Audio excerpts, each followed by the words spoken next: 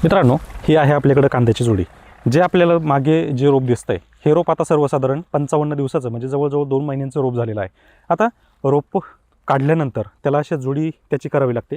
ही जोडी जर तुम्ही पाहिली तर तुम्ही खाली पाहू शकता की मुळ्यांचा जो जारवा आहे हा अतिशय चांगल्या प्रमाणामध्ये आहे आणि ही पहिली ओळख आहे की ज्याच्यामध्ये रोपाची क्वालिटी ही अतिशय सुंदर आहे.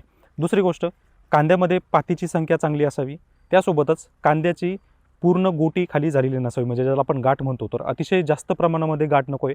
त्याच्यासाठी आपल्याला सर्वसाधारण रोप जे आहे हे 2 महिन्यापर्यंतचं असावं, कारण थंडीमुळे आपल्याला काही प्रमाणामध्ये साधारण 4 ते 5 दिवस हे जास्त लागतात.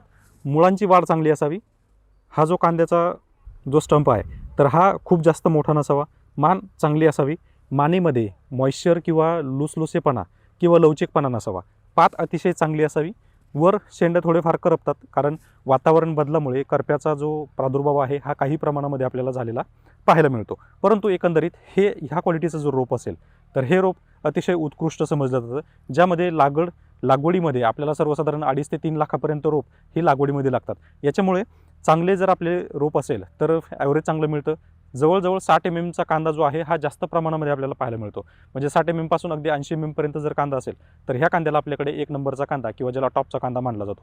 तर ह्या कांद्याला रेटही चांगला मिळतो. यामुळे वजनही मेंटेन राहतं. म्हणजे सर्वसाधारण 15 ते 20 टनापर्यंत, एकरी 15 ते 20 टनापर्यंत आपल्याला उत्पादन मिळतं, ज्यासाठी आपल्याला अशा रोपांची आवश्यकता असते.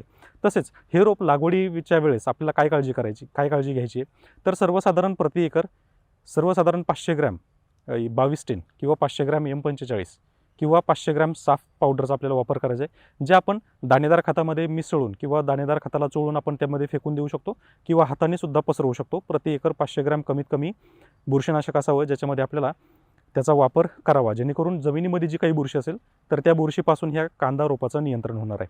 तर मित्रांनो, अशा पद्धतीचं कांदा रोप आपल्याला असावं आणि लागवडीवेळी आपल्याला बुरशीनाशकचं जी ट्रीटमेंट आहे तर ती बुरशीनाशकची ट्रीटमेंट करावी, जेणेकरून कांद्यामध्ये बुरशीचं प्रमाण लागणार नाही. मित्रांनो, अशाच माहितीसाठी आजच आपल्या पालवी ॲग्रिको चॅनलला सबस्क्राईब करा. तसेच तुम्हाला पिकांची इतर माहिती पाहिजे असेल तर पालवी ॲग्रिकोच्या टोल फ्री क्रमांकावर संपर्क करा, ज्यामध्ये तुम्हाला पिकांची संपूर्ण माहिती तसेच डोस काय असावेत याची संपूर्ण माहिती दिली जाईल.